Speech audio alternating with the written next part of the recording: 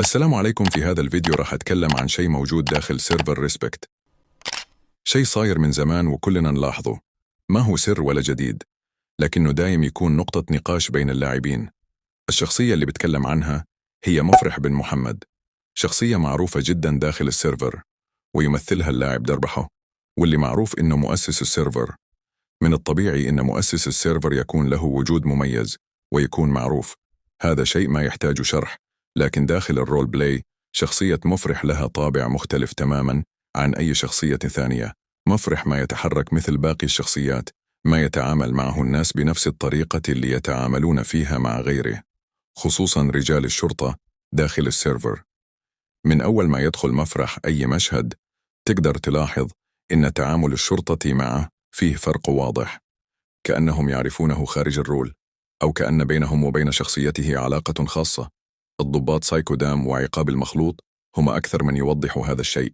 اللي يراقب تعاملهم مع مفرح يلاحظ على طول إن بينهم وبين شخصيته نوع من التفاهم المسبق. في مواقف كثيرة يكون مفرح داخل مشهد ما له علاقة مباشرة فيه، لكن يتم استقباله من الشرطة وكأنه زميل، مو مدني عادي. طريقة الحديث، طريقة التفاعل، كلها مختلفة. تقدر تقول إن مفرح يعامل داخل السيرفر كأنه واحد من الشرطة، حتى لو ما كان لابس زيهم ولا رسميا معاهم. وهذا الشيء يتكرر كثير في أكثر من وقت وأكثر من مشهد.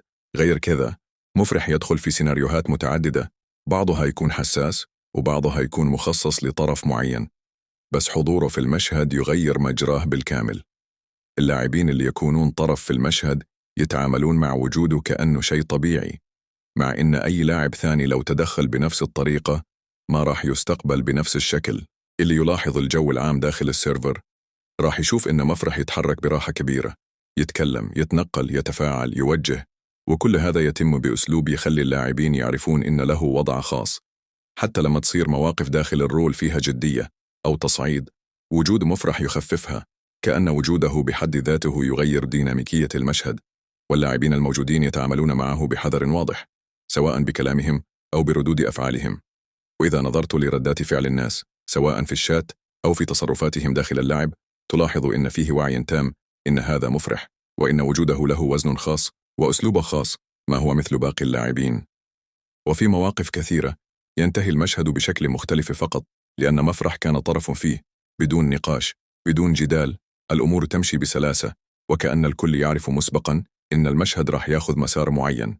حتى في طريقة وجوده داخل الرول مفرح يتكلم بثقة عالية، يعطي أوامر، يطلب من الناس أشياء، ويتصرف كأن له سلطة. وهالشيء مو مكتوب رسميا، لكنه واضح من تصرفات كل من حوله. ومع الوقت الوضع صار عادي بالنسبة للناس، صار معروف إن مفرح له مكان خاص، وصار هذا جزء من ثقافة اللاعب داخل الريسبكت. ما أقول إن هذا شيء سلبي أو إيجابي، أنا بس أتكلم عن اللي نشوفه يوميا واللي نعيشه داخل اللعبة. وفيه نقطة مهمة، حتى اللي ما يعرف إن دربحة هو مؤسس السيرفر يقدر يستنتج بسهولة إن مفرح شخصية غير عادية، لأن كل التصرفات اللي تصير حوله تدل على كذا.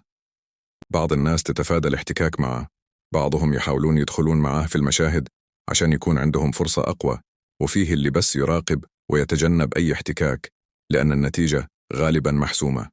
وفي النهاية هذا مو تحليل ولا نقد ولا دفاع، مجرد وصف لحالة موجودة، الكل شايفها والكل يتعامل معاها بطريقته. هذا اللي حبيت أشاركه اليوم، مجرد ملاحظة من داخل اللعب وتوثيق لواقع كثير منكم يعرفه، سواء تكلم عنه أو لا. يعطيكم العافية.